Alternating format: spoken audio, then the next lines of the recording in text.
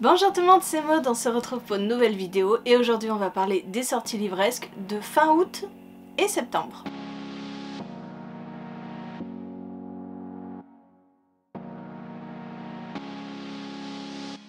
C'est la rentrée littéraire et qui dit rentrée littéraire dit beaucoup de sorties. Je vais vous présenter des sorties du mois d'août parce qu'il y en a quand même pas mal cette fin d'août et toutes les sorties de septembre qui m'intéressent moi. Comme d'habitude cette liste est non exhaustive. J'ai pu passer à côté de pas mal de choses, j'ai pu occulter certaines parce qu'elles ne m'intéressaient pas ou que c'était peut-être des suites de sagas que je ne suivais pas.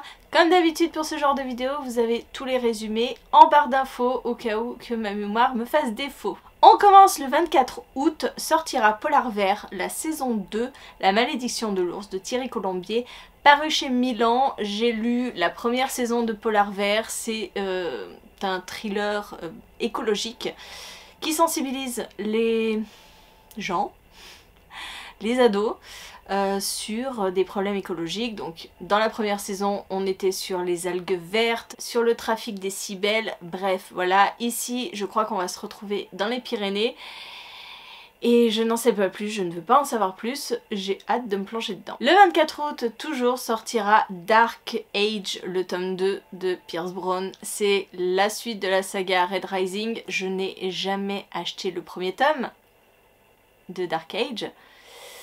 Mais bon, je me note ce second tome parce que j'aime tellement de Red Rising, en tout cas la première trilogie, que il faut que je pense à m'acheter cette suite de saga. C'est chez Hachette. Ils sont gros, il me semble. Ils sont gros. Mais bon, j'ai très envie de retrouver Darrow. Toujours le 24 août, sortira À chaque génération de Kendra Blake. C'est chez Hachette aussi. Et ici, si vous êtes comme moi, si vous êtes de ma génération, vous avez été ado et vous avez suivi Buffy contre les vampires, eh bien ce livre c'est la fille de Willow, voilà, qui va devenir une tueuse. C'est pas cool ça? Franchement, moi ça me donne envie de me plonger dedans, de m'y jeter dessus parce que Buffy quoi, c'est toute mon adolescence. Le 25 août sortira Robustia de Betty Piccioli, c'est paru chez Scrineo et c'est une sorte de suite, c'est on va dire un tome compagnon de Chromatopia.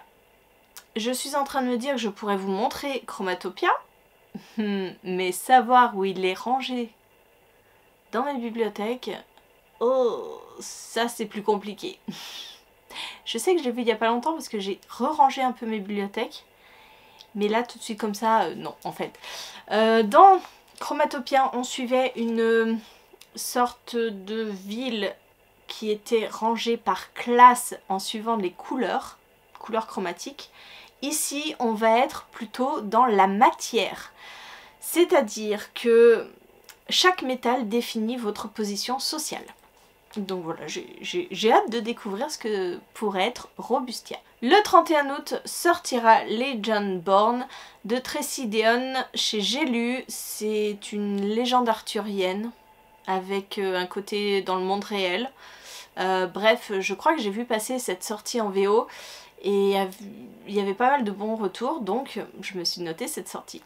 Le 31 août sortira Grace and Fury, le tome 2, Reine des ruines de Tracy Bangart chez Hachette. J'avais lu le premier tome, alors de mémoire je crois que j'avais eu le premier tome en e-book sur NetGalley. J'avais pas forcément plus envie de ça de continuer puisque c'était un roman de cours.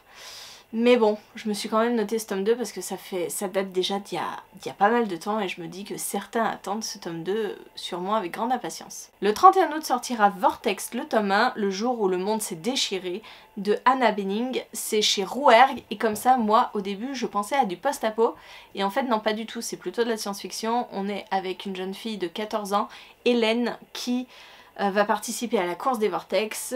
Les 10 premiers à gagner cette course vont rejoindre la prestigieuse caste des coureurs, sauf que être coureur ça signifie faire la guerre à un autre peuple, bref voilà, c'est de la SF, on est sur une sorte de space opéra qui me tente pas mal.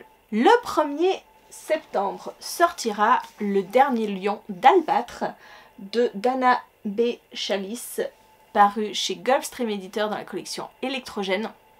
C'est ma prochaine lecture. Voilà, je vais l'attaquer aujourd'hui même. Il y a un très beau travail sur le livre objet. Voilà, en soi, est-ce que c'est le plus important? Je ne sais pas, mais en tout cas ça participe à la beauté de la chose. Et nous sommes dans un roman, on nous parle d'aventure initiatique dans un univers magique et mystérieux nourri de mythologie orientale, explorant des thèmes riches et profonds.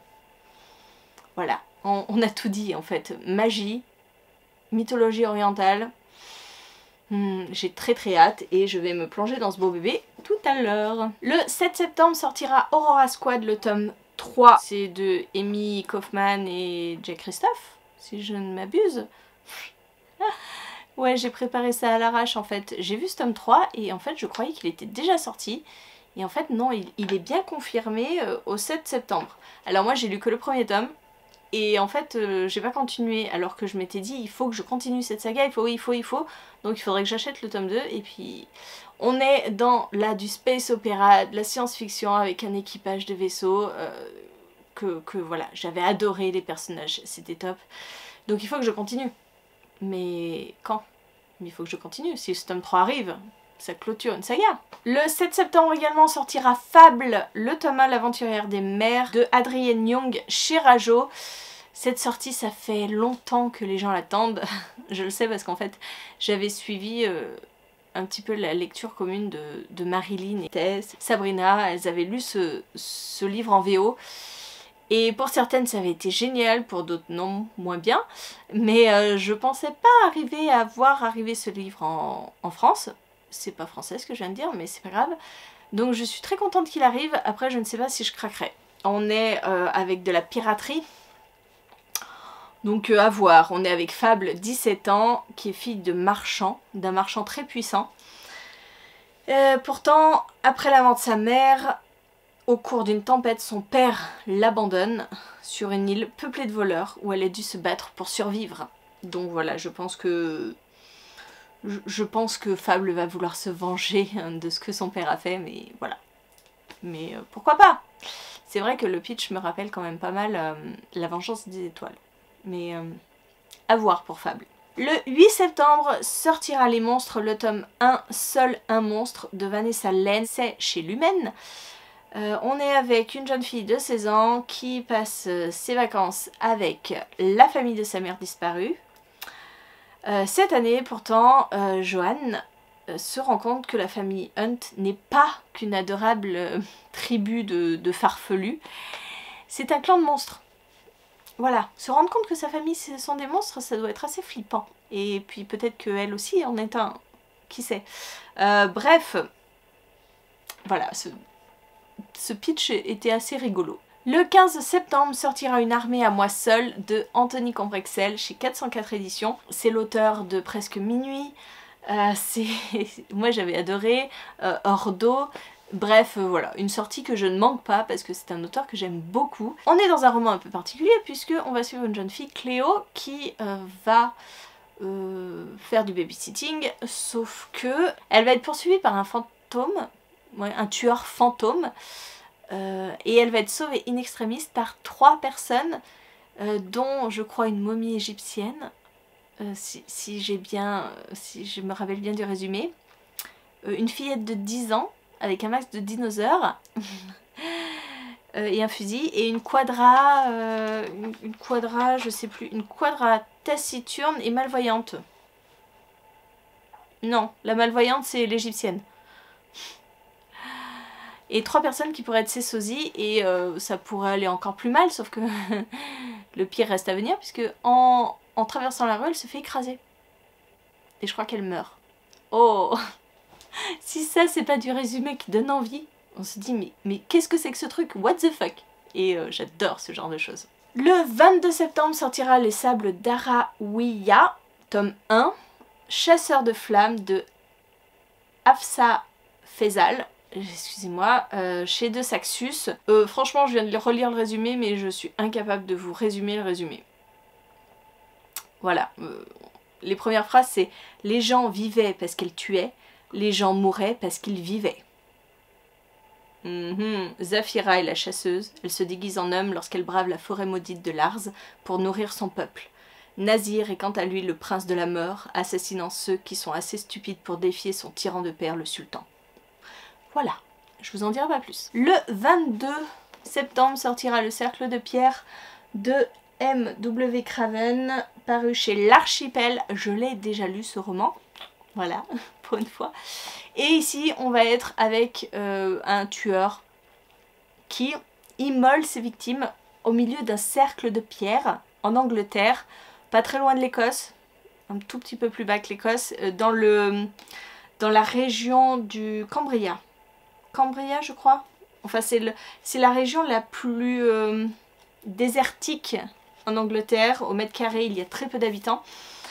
Et donc on va suivre un enquêteur, Washington Poe, qui va essayer de découvrir qui est ce tueur, cet immolateur, et pourquoi sur sa troisième victime, ou sa quatrième, non troisième victime, son nom, Washington Poe, a été gravé à même la peau de la troisième victime. Voilà, non c'était très cool. Si tant est qu'on peut dire que c'est cool ce genre de livre, hein, avec un tueur psychopathe. Le 22 septembre sortira Plume et l'ombre du dragon de Agnès Marot, paru chez Scrinéo. Encore une fois, c'est un livre que j'ai lu pendant cet été et c'était trop chouette. J'ai adoré cette lecture. On est avec Plume, qui est une jeune fille, une gamine, qui est toute seule. Sa mère, un jour, est partie. Et Plume a dû se débrouiller comme elle pouvait. Elle est seule avec ses ombres, puisque Plume est une piratesse des ombres. Elle vole les ombres des gens. Alors plus particulièrement des bêtes un petit peu étranges. Si vous voulez, elle a une ombre de fouine, une ombre de tricératops à 3 têtes. Et là, elle se met en tête de chasser une ombre de licorne. Et elle va chasser cette ombre de licorne et l'ombre va lui raconter son histoire, comme toutes les ombres avant elle. Et elle va lui dire que elle s'est retrouvée en présence du dernier dragon. Et Plume va se mettre en tête de rechercher l'ombre du dernier dragon. C'était trop bien. J'adore. Le 29 septembre sortira L'épée, la famine et la peste. Voilà, il me manquait le dernier. Le tome 1 qui est signé Aurélie Wellenstein. Voilà, ça va paraître chez Scrinéo et j'ai trop hâte parce que Aurélie Wellenstein, vous le savez peut-être, mais voilà, chaque année j'attends avec grande impatience sa nouvelle sortie. J'adore ses écrits, je dois les avoir peut-être tous lus. Peut-être pas ses premiers écrits, mais en tout cas tous ceux qui sont parus chez Scrinéo. J'adore, je suis fan, donc cette sortie, mais j'y vais les yeux fermés. Et enfin, courant septembre, mais je ne sais pas exactement la date exacte, sortira le petit nouveau d'une nouvelle collection chez Scrinéo, donc le tableau magique Panique chez les Dinos de Régis Delpech et Jeanne Frémont. Voilà, je vous dis le premier, mais en fait en même temps va sortir, donc moi j'ai Panique chez les Dinos, mais il y a aussi Ça chauffe sur la banquise. Voilà, vous avez ces deux-là qui sortent. C'est une petite collection pour les 6-9 ans, je crois. Je crois. En tout cas, c'est écrit très gros. Hein. Je l'ai pris pour Julia. Elle l'avait commencé et je crois que je lui ai enlevé son marque-page. Pour vous le présenter. Et du coup, je sais pas où elle s'est arrêtée. Ouh, je vais en entendre parler longtemps, je crois. Je crois qu'elle était là, on va dire. Voilà, c'est une nouvelle petite collection. Je vous en parlerai quand Julia l'aura lu et que moi aussi je l'aurai lu. Bon bah écoutez, c'en est tout pour cette vidéo. Je vous ai parlé quand même de pas mal de sorties. Je pense que j'en ai oublié. Sincèrement, j'en ai oublié beaucoup, mais il y en a tellement. Je suis pas très contemporain, je suis pas très littérature blanche. Donc tout ça, c'est passé à la trappe. Donc je vous ai parlé que de ceux qui m'intéressaient, comme d'habitude. N'hésitez pas à me dire vous en commentaire quelle sortie vous attendez avec le plus grande impatience. Et puis moi en attendant, je vous souhaite une très bonne journée, de très bonnes lectures et je vous dis à très bientôt pour une nouvelle vidéo.